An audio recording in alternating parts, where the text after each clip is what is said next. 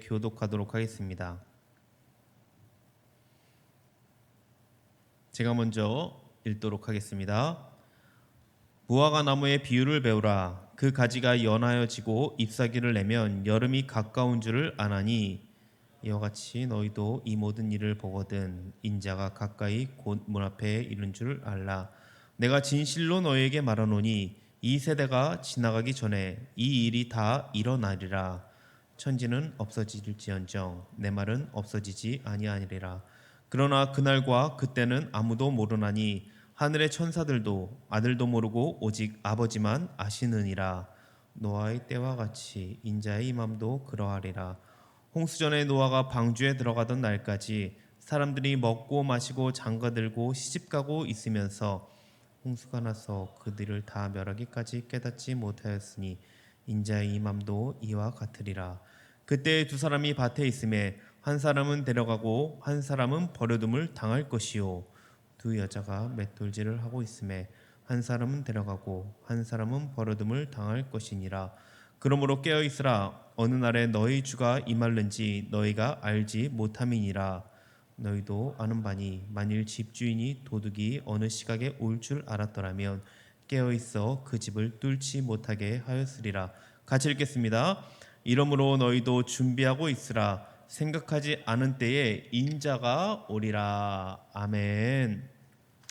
네, 그렇습니다. 우리가 저번 주에 하나님의 나라, 이 리더십에 대해서 우리가 함께 말씀을 나눴는데 하나님의 뜻을 따라 여러분이 잘 살아보려고 애를 쓰셨습니까? 네, 그래요. 고개를 숙이시는군요. 예수님은 이것을 알고 있었습니다. 그리고 실천하는 것이 매우 어렵다고 그래서 계속해서 우리에게 알려주고 있었죠. 그러니까 말로만 하는 것이 아니라 섬기는 리더가 되는 것, 이것이 정말 쉽지는 않은 일인 것 같습니다. 그래서 저도 말로만 가르치고 설교하는 것이 아니라 저의 삶이 그리고 설교와 가르침이 되도록 애쓰고 또 노력하고 있습니다. 여러분도 계속해서 애쓰면서 노력하시기 바랍니다. 자, 오늘 살펴볼 말씀은 학자들 사이에서 종말장이라고 불리는 말씀을 보게 될 거예요. 그러니까 쉽지가 않겠죠. 그래서 특별히 24장, 25장은 여러분이 두 개의 주제를 갖고 있다고 보시면 될 것 같습니다. 하나는 성전 파괴를 통한 심판, 그리고 또 하나는 세상 끝 악한 자들에 대한 이 심판이 나옵니다. 이 두 가지 주제를 갖고 우리가 함께 살펴보게 될 거예요. 먼저는 성전 파괴를 통한 심판을 우리가 함께 살펴보도록 하겠습니다. 24장 1절에서 2절을 함께 읽어볼까요? 한번 같이 우리가 읽지는 않았지만 24장 1절, 2절을 한번 같이 한번 읽어보도록 하겠습니다. 시작. 예수께서 성전에서 나와서 가실 때에 제자들이 성전 건물들을 가리켜 보이려고 나아오니 대답하여 이르시되 너희가 이 모든 것을 보지 못하느냐? 내가 진실로 너에게 이르노니 돌 하나도 돌 위에 남지 않고 다 무너뜨려지리라. 아멘. 여기 지금 보니까 1절에 제자들이 성전 건물을 보고 싶어 하는 것 같습니다. 그 당시 예루살렘 성전은 헤롯 왕이 유대인들의 이 환심을 사기 위해서 중건하고 있었습니다. 제자들 어떤 사람들입니까? 도시 사람입니까? 촌 사람들이죠. 성전 건물 엄청난 구경거리였을 것입니다. 실제로 이 헤롯 성전은 고대 건축물 중에서도 가장 아름다운 건축물 중에 하나로 꼽힌다고 합니다. 헤롯의 건축물을 보지 않는 자는 아름다운 건축물에 대해서 논하지 말라는 이 격언이 있을 정도로 보는 것만으로도 아마 엄청난 감격이 있었을 것 같습니다. 예수님이 제자들에게 성전이 무너질 거라는 거 미리 계속해서 말씀하고 있었죠. 그런데 제자들은 지금 눈에 보이는 이 경고보다는 보이는 아름다움에 뺏기는 모습을 보여주고 있습니다. 이처럼 우리도 말씀은 매주 듣습니다. 그렇죠? 매주 말씀을 우리가 들어요.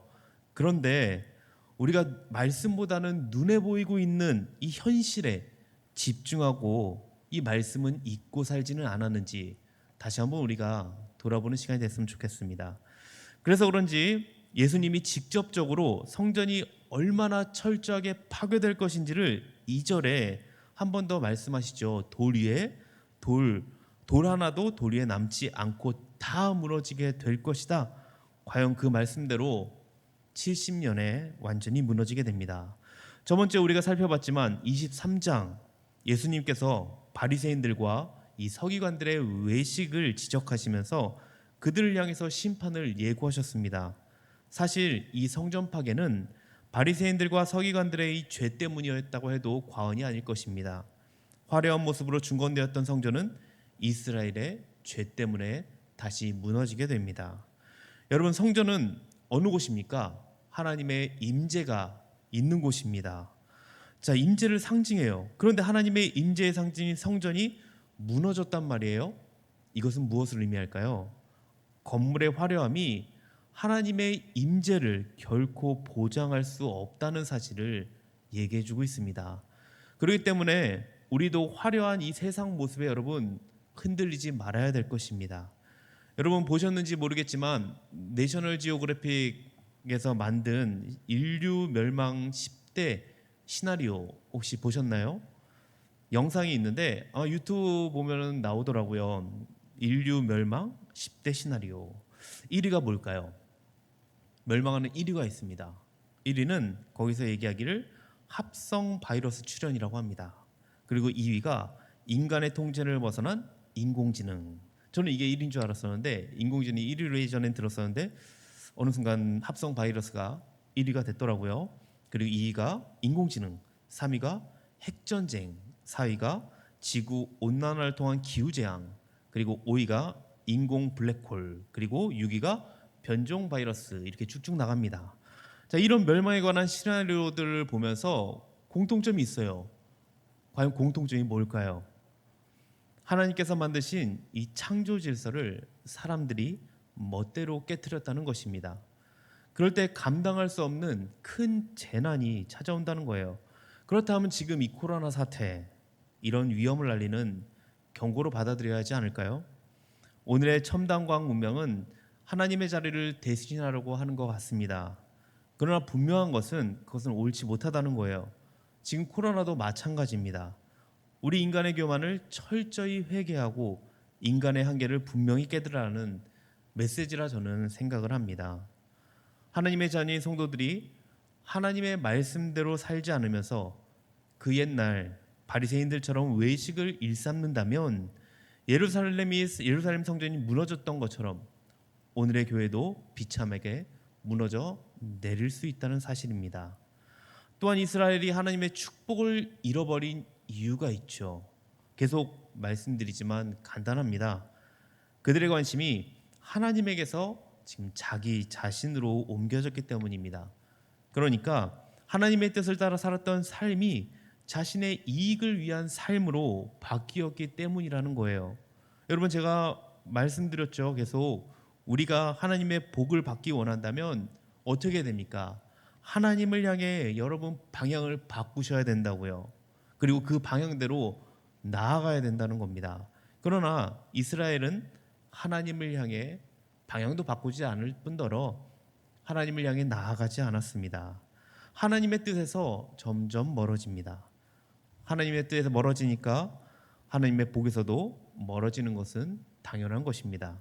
여러분, 수련회를 통해서 우리가 많은 은혜를 받았을 것입니다. 그럼 수련회를 통해서 주님께로 다시 방향을 여러분 돌리셨습니까?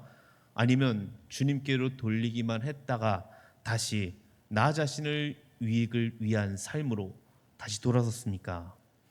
저는 늘 기도하는 것 같습니다. 우리 비전어스 청년부들이 모두 주 안에서 머물기를 기도합니다. 그럴 때 우리는 하나님의 복과 구원을 받을 수 있을 것입니다. 교회가 왜 중요합니까? 이 교회 왜 중요할까요? 예수님의 몸이기 때문이죠. 교회에 구원과 능력이 있는 것도 주님의 몸이 되었기 때문입니다. 만일 교회를 이루는 우리 각 지체들이 주님의 뜻과 상관없는 그 몸이 된다면 어떻게 될까요? 예루살렘 성전과 같은 심판을 피할 수 없을 것입니다. 그래서 우리는 늘 예수 그리스도 안에 머물기 위해서 몸과 마음을 모아야 됩니다. 자, 24장 32절 33절을 한번 같이 보도록 하겠습니다. 자, 오늘 본문이죠. 한번 같이 읽어볼게요. 다시 한번 시작. 무화과 나무의 비유를 배우라. 그 가지가 연하여지고 잎사귀를 내면 여름이 가까운 줄을 아나니 이와 같이 너희도 이 모든 일을 보거든 인자가 가까이 곧 문 앞에 이른 줄 알라. 지금 이 비유, 무화과 나무 비유, 무엇을 말하고 있는 걸까요? 먼저 여러분이 아셔야 되는 게 무화과 나무는 여름을 알리는 전령이었습니다. 이게 무슨 말이냐면 무화과 나무는 잎이 난 다음에 과일이 열리는 게 아니라 과일이 먼저 열린다고 합니다. 좀 신기하죠? 잎이 나고 과일이 열리는 게 아니라 과일이 먼저 열린다고 해요. 그렇기 때문에 과일이 열리고 나서 잎사귀가 돋아나기 시작한다면 곧 여름이 올 거라는 것을 이 잎을 보고 알 수 있다고 해요. 그러니까 무화과 나무를 보면서 봄이 왔구나. 이제 여름이 다가오겠구나라는 사실을 알게 된다는 것이죠. 따라서 오늘 이 비유의 말씀은 무화과 나무의 비유가 아니라도 충분히 알 수 있는 것들이 있습니다. 어떤 비유를 할 수 있을까요? 만일 여러분들의 뱃속에 지금 꼬르륵 소리가 난다. 그러면 밥 먹을 때가 가까이 온 줄 아나니 할 수 있을까요? 네, 할 수 있습니다.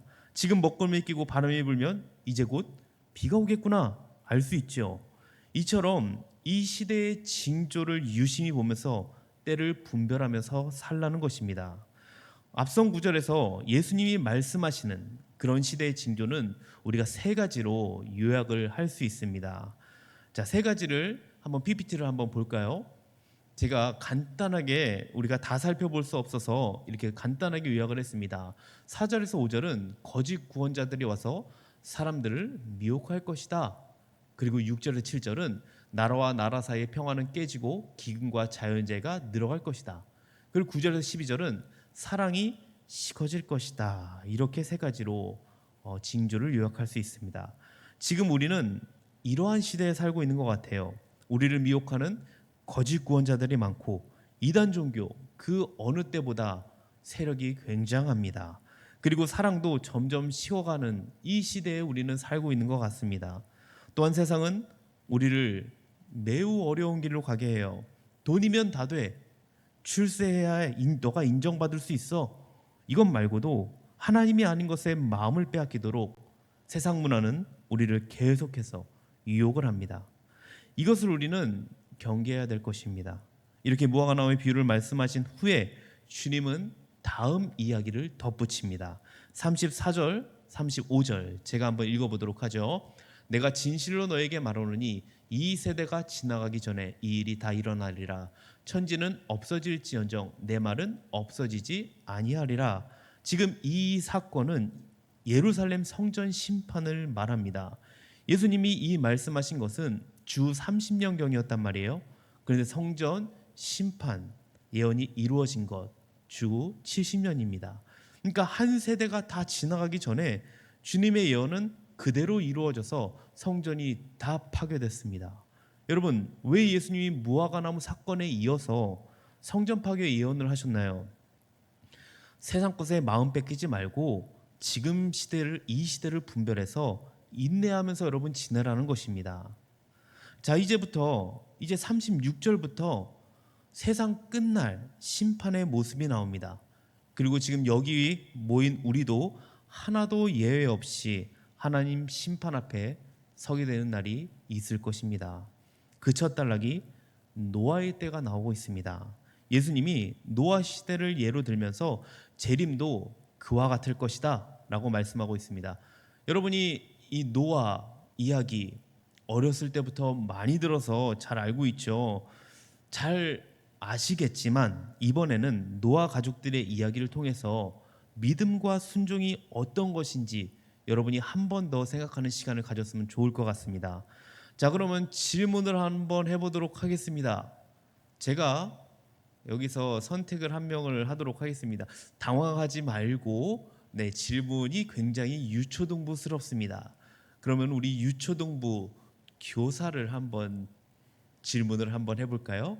굉장히 쉽습니다. 우리 소연자매, 노아의 방주는 몇 년 동안 만들었을까요?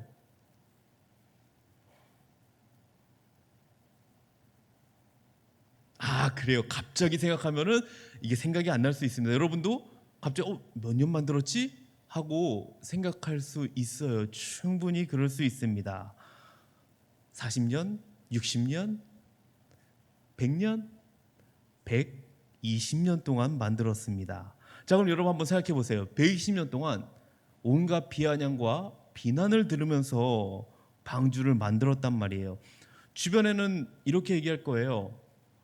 가족도 적으면서 왜 이렇게 큰 배를 만드는 거야? 그리고 배 모양이 왜 이렇게 생겼어? 이거 배 맞아? 그리고 아니면 홍수가 온다고 하면서 100년이 지났는데 아직도 안 왔잖아. 진짜 오기는 오는 거야 라면서 이런 것 말고도 엄청난 비난을 받았을 겁니다. 여러분, 여기서 보듯이 믿음과 순종은 때로는 세상의 웃음거리가 되기도 한다는 거예요. 자, 그러한 가운데 결국 노아는 이 방주를 완성을 합니다. 그리고 홍수가 있기 얼마 전에는 방주로 세상에 있는 모든 짐승이 종류별로 몰려옵니다. 아마 모든 사람이 알 정도로 이것은 엄청난 사건이었을 것입니다. 이런 일이 어떻게 가능할까요? 당연히 하나님이 보내신 것이죠. 이런 일을 지켜보던 당대 사람들 어땠을까요? 저라면 이 사건 뭔가 막 지나가고 동물들이 막 지나가고 산으로 가고 있는 이 모습을 보면서 한 번 정도는 저는 따라가 봤을 것 같습니다. 그런데 오늘 본문 38절에 보니까 전혀 개의치 않고 먹고 마시고 장가들고 시집가고 그냥 일상적으로 하던 일들을 계속하고 있습니다. 자, 여기서 예수님은 무엇을 말하고자 하는 걸까요? 노아 시대 사람들의 이 죄를 지적하는 걸까요? 아닙니다. 그 당시 타락이 극에 달해서 죄를 지은 건 맞는데 죄를 지적하는 것이 아니라 안일함을 지적한 거예요. 만일 그들이 징조를 읽는 분별력을 지녔더라면 짐승들이 방주로 몰려왔을 때 알아차리고 대응했을 거예요. 결국 그들은 말해주고 보여줘도 그것을 깨닫지 못해 모두 홍수에 휩쓸립니다. 그러니까 노아 당대 사람들이 세상 일에 마음이 빼앗겨서 준비되지 못한 모습으로 홍수의 때를 맞이했고 그 결과 멸망했다는 것입니다. 그럼 반대로 노아 가족이 구원받은 이유는 무엇입니까? 그들이 때를 예측했을까요? 그 누구도 이 때는 알 수가 없습니다. 노아는 항상 하나님의 때를 기다리는 마음으로 하루하루 살아갔기에 그날의 방주에 들어가서 구원을 받을 수 있었던 거예요. 우리에게 중요한 것은 때를 아는 것이 아니라 순종하는 것이 바른 자세이고 태도입니다. 자, 40절과 41절은 그날과 그 시각이 얼마나 알려져 있지 않은지를 말하고 있습니다. 이것을 같이 한번 읽어보면 좋을 것 같습니다. 같이 한번 40절과 41절 같이 읽어보도록 하죠. 시작. 그때에 두 사람이 밭에 있음에 한 사람은 데려가고 한 사람은 버려둠을 당할 것이요 두 여자가 맷돌질을 하고 있음에 한 사람은 데려가고 한 사람은 버려둠을 당할 것이니라. 자, 여기 보시면은 일상적으로 뭔가 생활하는 가운데 갑자기 중단이 됩니다. 그래서 일부 세대주의자들은 이 사례를 근거로 무엇을 주장하냐면 휴거를 주장합니다. 혹시 여러분 휴거 들어보셨나요? 휴거. 네, 아마 다 들어봤을 거예요. 휴거라는 것은 예수님이 재림하실 때 구원받는 성도들이 공중으로 들림받는다. 이게 휴거예요. 특히 휴거된 성도는 이 땅에서 뭘 받지 않아도 되죠? 7년 대환란을 받지 않아도 됩니다. 때문에 1992년에 휴거 소동이 일어난 적이 있었습니다. 이 사건은 들어보시긴 하셨을 거예요. 92년도생이 좀 있더라고요. 네, 리더분들 중에 두 분 있었었는데 더 그분 말고 더 많죠? 네, 92년생들이 여기 좀 있나요? 아닌가요? 그렇게 많진 않나요? 네, 그래요. 정연자매 또래인 것 같습니다. 그렇죠, 92년생이죠. 네, 그 태어난 이 전 사람들은 이것을 알지는 모를지 모르겠어요. 아무튼 이때 굉장한 사건이 일어났었습니다. 자, 거의 30년 전이에요. 엄청난 이슈가 돼서 방송사에서도 이것을 생중계할 정도로 굉장한 사건이었습니다. 1992년 10월 28일에 휴거가 일어난다는 거였어요. 완전 사이비 이단이었죠. 근데 많은 사람들이 이것을 믿었다는 거예요. 그래서 이런 사건도 있었다고 합니다. 어차피 예수님이 재림하니까 세상 살기가 싫어서 자살한 여인도 있었고요. 그리고 10월 28일엔 아기가 없어야지 올라갈 수 있었다고 합니다. 그래서 아이를 낙태한 임산부도 있었다고 합니다. 그리고 10월 28일에 다들 흰 옷을 입고 올라갈 준비를 합니다. 근데 어떻게 됐나요? 결국 아무 일도 일어나지 않았습니다. 이처럼 휴거를 잘못 이해하면 이러한 이단에 빠지게 된다는 거예요. 지금 이것을 우리가 다루기에는 시간이 좀 많이 부족한 것 같습니다. 나중에 우리가 종말론에 대해서 배우게 될 거예요. 그때 함께 이것은 더 자세히 여러분이 알아가면 좋을 것 같습니다. 오늘 본문 첫 번째 지금 이야기를 보면 밭에서 일하는 중에 운명이 나뉩니다. 그 전까지는 똑같이 살았는데 전혀 예측할 수 없는 상태에서 갑자기 한 명이 구원을 받아요. 그리고 두 번째 이야기는 두 여자가 맷돌질하는 이야기입니다. 이번에는 여자를 남자에 이어서 여자를 비하하고 있죠. 여러분이 나중에 복음서를 읽으면서 이것도 주목해서 한번 보시면 좋을 것 같아요. 어떤 거냐면 예수님이 비유를 할 때 보면 남자와 여자를 번갈아 가면서 균형을 맞추시는 것을 볼 수 있습니다. 한쪽에 치우치지 않아요. 그래서 나중에 여러분이 복음서를 읽을 때 이러한 것도 한번 살펴보시면서 읽으면 좋을 것 같습니다. 아무튼 이 여자 둘은 맷돌질을 해서 식사를 준비하고 있습니다. 당연히 이 여인들도 예수님이 재림할 것을 몰랐죠. 몇 시간 후에 그때가 임할 것이다 라고 얘기해 주지 않습니다. 그럴 정도로 지금 인자가 임하신다는 거예요. 자, 이 두 이야기 무엇을 말하고 있는 겁니까? 마지막 때를 알기 위해서 무엇인가 징조를 찾는 것은 매우 어리석은 일이라는 것입니다. 하루하루 삶에서 어떻게 살았느냐가 중요하지 그때를 위하여 회개하고 기도한다고 구원받는 것이 아닙니다. 매일매일의 삶이 하나님이 보시는 관심사라는 거 여러분이 기억하시기 바랍니다. 마지막으로 42절에서 44절을 보면 도둑의 때가 나옵니다. 함께 읽어볼까요? 자, 42절에서 44절까지 한번 도둑의 때를 한번 보도록 하겠습니다. 같이 읽어볼게요. 시작. 그러므로 깨어 있으라. 어느 날에 너희 주가 임할는지 너희가 알지 못함이니라. 너희도 아는 바니 만일 집주인이 도둑이 어느 시각에 올 줄 알았더라면 깨어 있어 그 집을 뚫지 못하게 하였으리라. 이러므로 너희도 준비하고 있으라. 생각하지 않은 때에 인자가 오리라. 자, 계속해서 재림의 때를 계산하려고 하는 것이 얼마나 무익하고 허망한 것인지 보여주고 있습니다. 제자는 그때를 계산하기보다는 끊임없이 뭐 해야 된다고요? 깨어 있어야 된다고요. 깨어 있어서 준비되어 있어야 된다고 합니다. 예수님이 이 사실을 강조하기 위해서 지금 도둑의 비유를 하고 있죠. 저번에도 말씀드렸지만 윤리적으로 보면 도둑과 예수님 매치가 되지 않습니다. 그러나 그 정도로 예수님이 오심은 예상치 못한 것이라는 것을 부각하기 위함이라는 거예요. 그러니까 강조점에 있다고 여러분이 보시면 될 것 같습니다. 그래서 여러분이 이 비유에서 지나치게 이것을 윤리적인 문제로 연결해서는 안 될 것입니다. 자, 그럼 도둑의 특징을 한번 보죠. 도둑 특징이 뭡니까? 아무도 예상하지 못할 때, 방심하고 있을 때 찾아와서 물건을 훔쳐간다. 이게 도둑의 특징 아닙니까? 뭐 미리 예고하고 훔쳐가는 도둑도 있기는 합니다만 그것은 예외로 치죠. 지금 예수님이 오시는 때는 노아와 같은 시각에 도둑이 드는 것처럼 오신다는 거예요. 이처럼 때를 예측하는 거 아무 의미가 없습니다. 평소에 준비된 태도로 하나님 말씀을 성실하게 실천하는 것이 중요하다는 것입니다.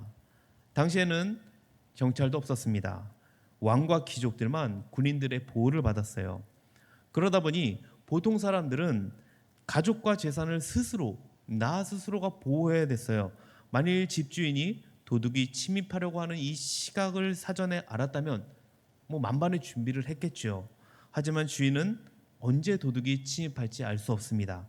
그렇다면 뭔가 대비책이 있어야 되는데 이 대비책 어떻게 해야 되는 거냐 이거예요. 유일한 대비책이 있습니다.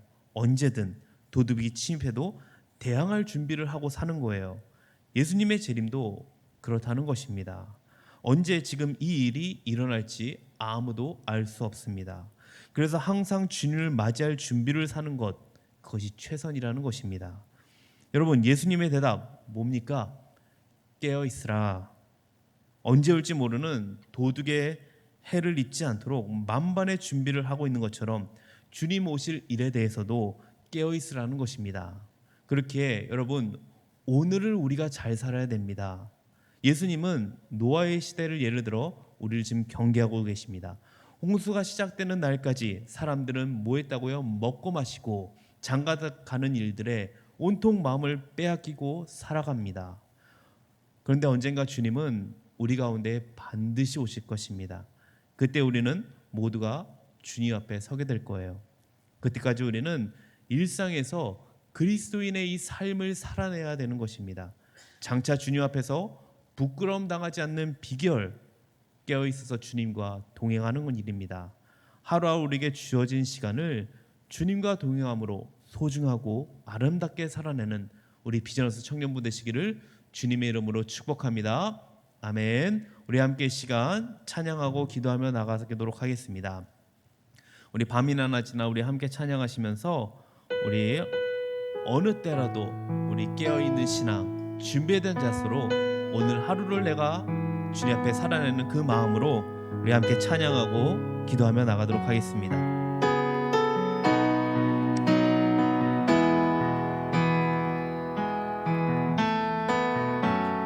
나의 소망 되신 주,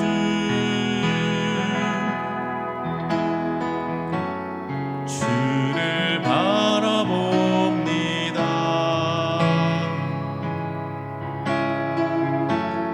다시 오실 나의 왕 예수,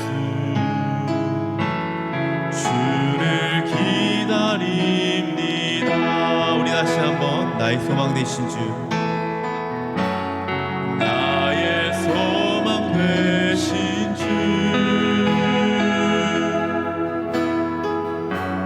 주를 바라봅니다.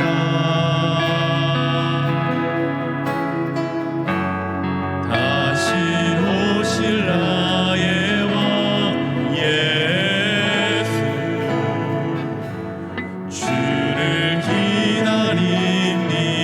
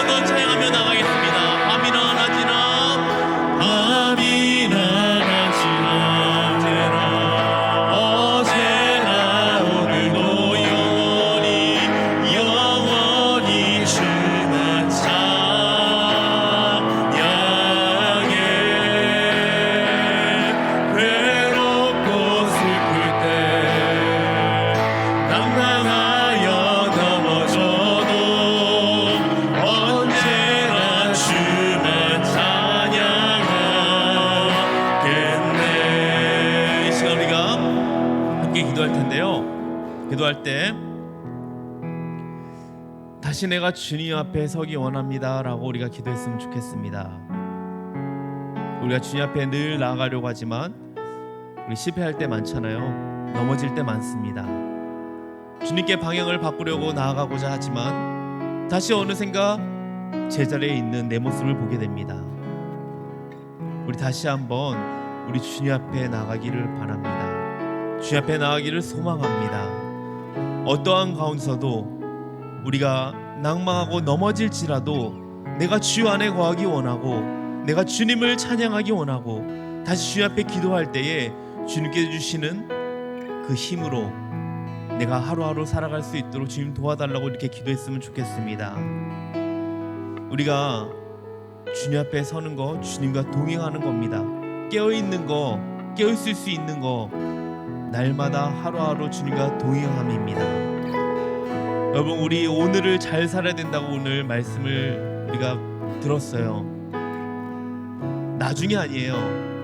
그날 그때가 아니라 지금 바로 이 시간 우리 오늘을 잘 살아야 됩니다.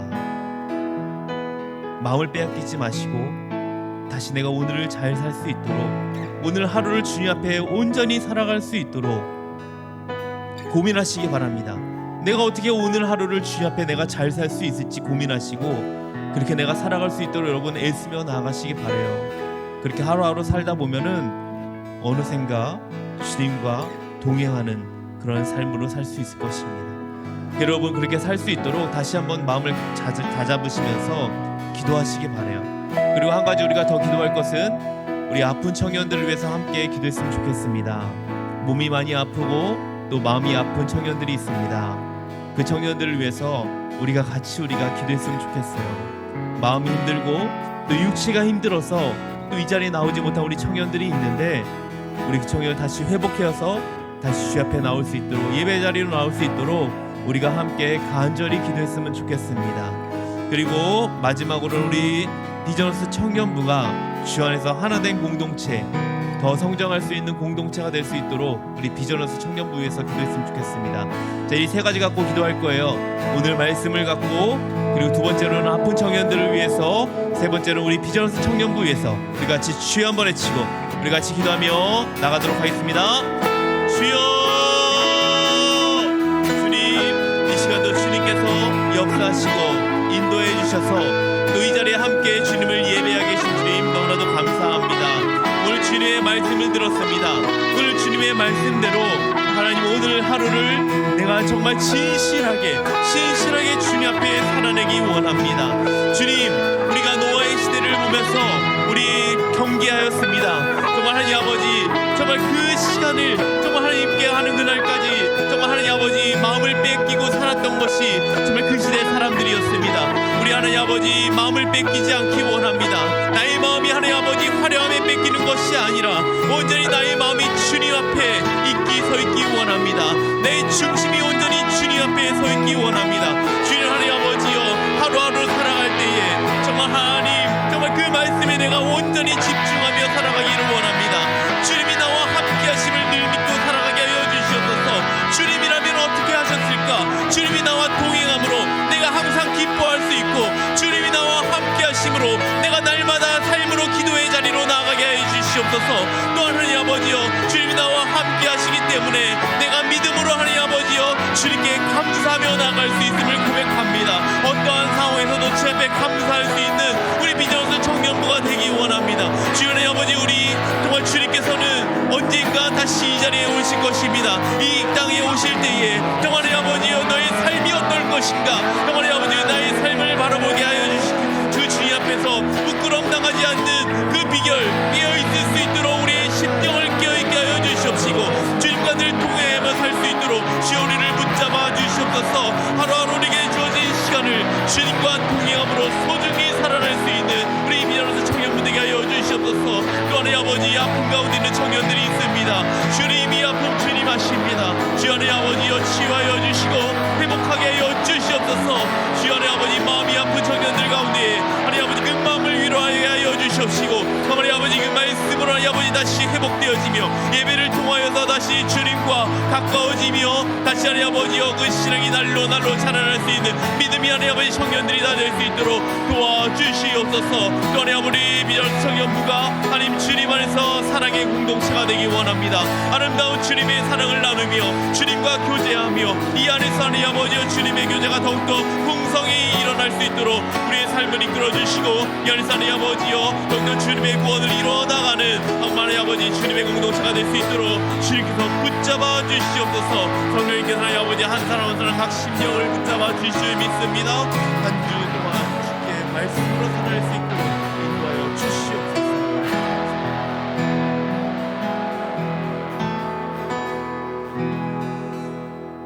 하나님 아버지 감사합니다. 오늘도 주님의 말씀을 들었습니다. 또한 이 자리에 나올 수 있게 인도하신 주님, 말씀의 자리로 나오게 하신 주님, 우리가 주님께 늘 감사와 영광을 올려드립니다. 주님께서 하나님 아버지 우리에게 깨어있으라고 했습니다. 늘 우리가 삶에서 깨어있는 자가 되기 원합니다. 늘 준비하는 자가 되기 원합니다. 주님 말씀으로 살게 하시고 또 하루하루 우리가 살아갈 때에 어떻게 주님과 내가 동행하며 살 수 있을지 고민하며 늘 하나님 기도하는 삶으로 주님과 동행하며 교제하며 나갈 수 있도록 우리 청년들을 붙잡아 주시옵소서. 유혹에 넘어지지 않게 하여 주시고 늘 주님의 방향으로 살아갈 수 있는 우리 비전스 청년부 되기 원합니다. 또한 마음이 아프고 또 육체가 아픈 청년들이 있습니다. 주님께서 위로하여 주시고 또 육체의 강건함을 더하여 주셔서 빠른 회복이 있을 수 있도록 주께서 은혜 베풀어 주시옵소서. 주님께서 안에 우리 공동체를 더욱더 사용하여 주시고 이 안에서 구원의 역사가 날마다 이루어지는 그런 아름다운 주님의 사랑이 넘치는 비전스 공동체가 될 수 있도록 주께서 인도하여 주시옵소서. 감사드리며 예수님 이름으로 기도합니다. 아멘.